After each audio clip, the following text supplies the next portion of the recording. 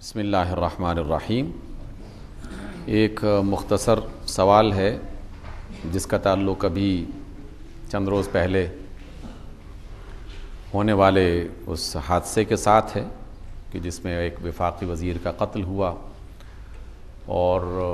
پھر اس کے بعد پاکستان کا میڈیا اور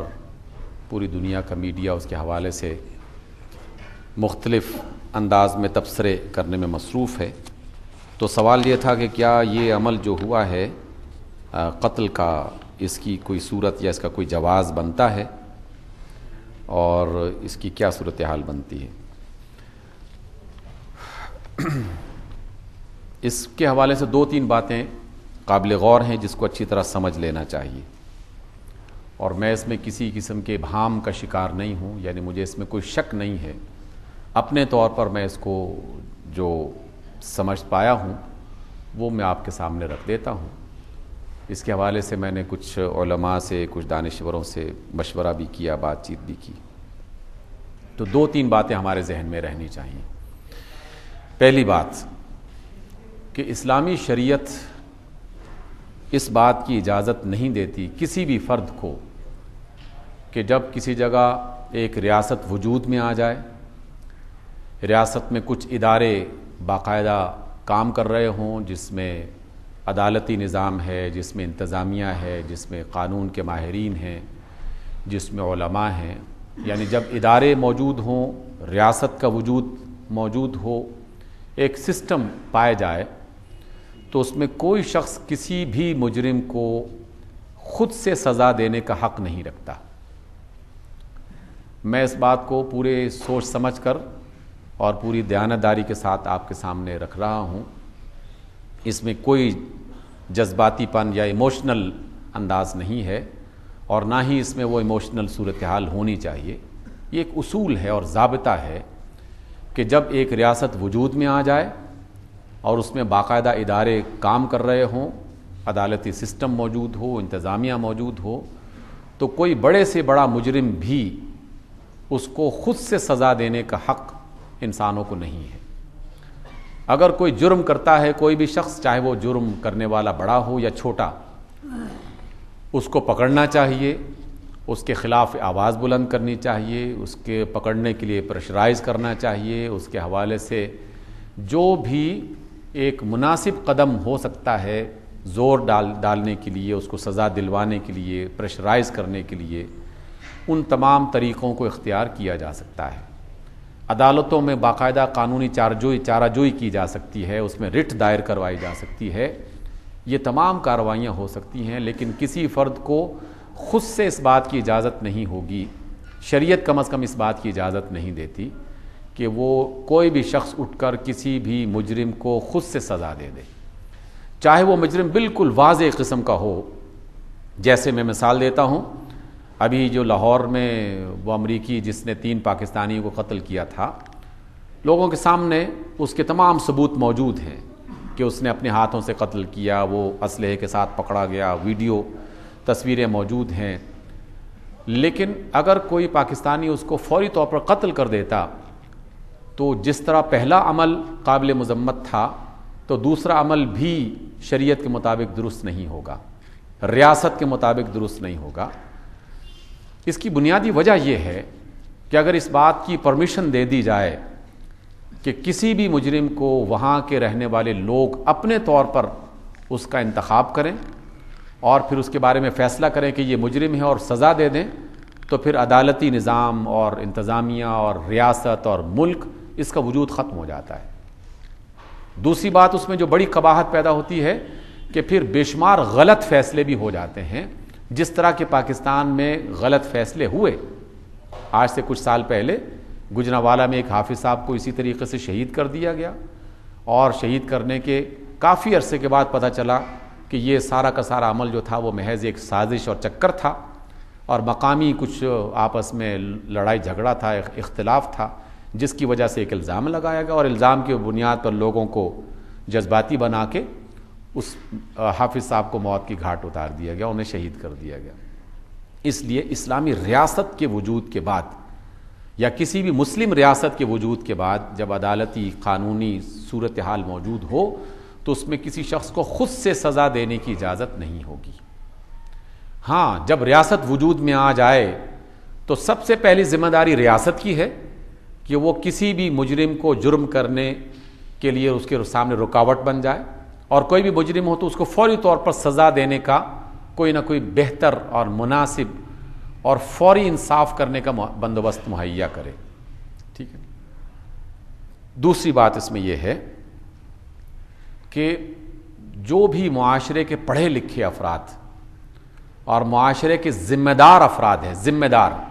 ذمہ دار مراد ہے کسی جماعت کا امیر، کسی ملک کا وزیر یا مشیر یا حاکم،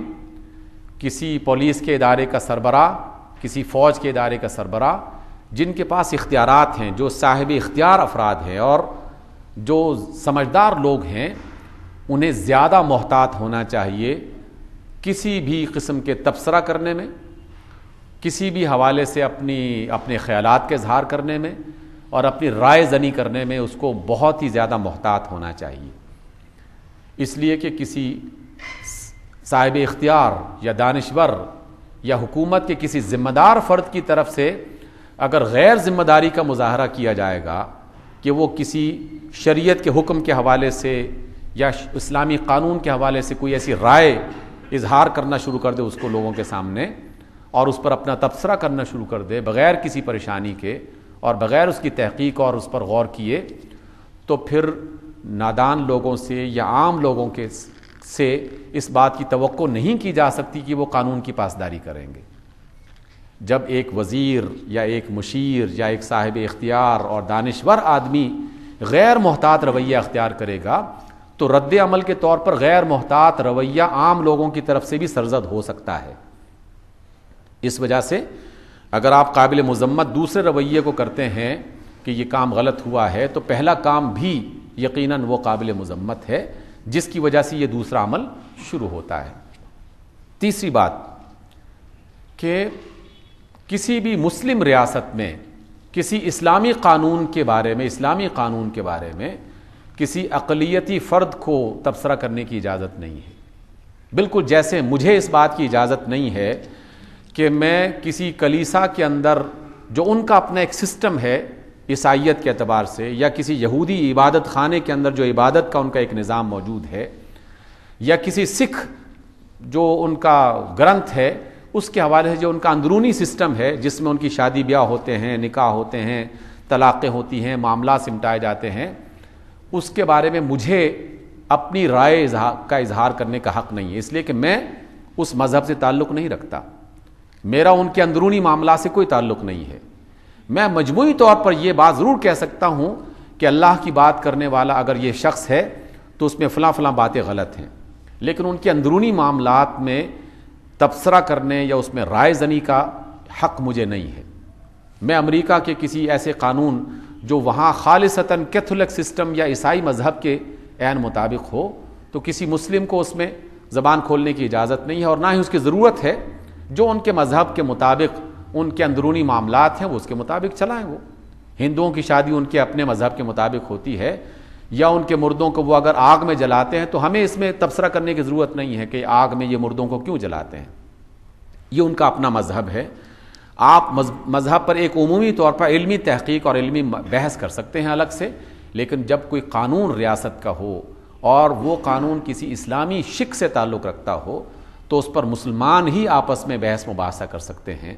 اور مسلمانوں کو ہی اس میں اپنی رائے کا اظہار کرنے کا حق ہونا چاہیے۔ اس میں کسی دوسرے فرد کو جب چاہے اور جس طرح چاہے اس پر تبصرہ کرنا شروع کر دے، یقیناً اس بات کی اجازت نہیں ہے۔ ان تینوں باتوں کو اگر اکٹھا کیا جائے، اگر ہم اکٹھا کریں تو ہم بدقسمتی سے ان تینوں حوالوں سے غلطی کر رہے ہیں۔ پہلے حوالے سے بھی غلطی کر رہے ہیں کہ ہم کسی بھی شرعی حکم کے بارے میں تبصرہ کرنے اور رائے زنی کرنے میں کوئی حرج محسوس نہیں کرتے، چاہے ہمارے پاس علم ہو یا نہ ہو، محض اپنی ذاتی پسند اور ناپسند کی بنیاد پر یا اپنی جماعتی اور طبقاتی پسند اور ناپسند کی بنیاد پر ہم تبصرہ کرتے ہیں اور علیہ اعلان میڈیا کی زبان میں۔ میڈیا کی زبان کا مطلب یہ ہے کہ آپ مسجد میں لاؤڈ سپیکر کھول کر کسی فرد کا نام لے کر یا کسی قانون پر تبصرہ شروع کر دیں، کیونکہ پوری دنیا میں اس بات کو ہم اس میں بھی انتہائی غیر محتاط رویہ اختیار ہم نے کیا ہوا ہے۔ پھر اس کے رد عمل میں کیا ہوتا ہے کہ رد عمل میں جو عوام ہیں جن کے پاس نہ اتنی عقل ہے نہ ان کا فہم ہے، ان کے اندر ایک جذباتی کیفیت پیدا ہو جاتی ہے، اور یقیناً وہ بھی قابل مذمت ہے، اس کی قانونی طور پر یا شرعی طور پر اجازت نہیں دی جا سکتی۔ کوئی مجرم ہو، کوئی بڑے سے بڑا مجرم ہو، اسے عدالتی کارروائیاں مکمل کرنے کے بعد ہی سزا دی جا سکتی ہے، اور اس کی سزا کا فیصلہ عام بندہ نہیں کرے گا، کوئی عدالت ہی کرے گی۔ اس لیے ہمیں اس پہ بہت ہی محتاط رہنا چاہیے، خاص طور پر ایسے معاملات میں کہ جن معاملات کا تعلق مذہب اور دین اور شریعت کے ساتھ ہو، تو اس میں بغیر علم کے کسی بات کا اظہار کرنے کی کوشش نہیں کرنی چاہیے۔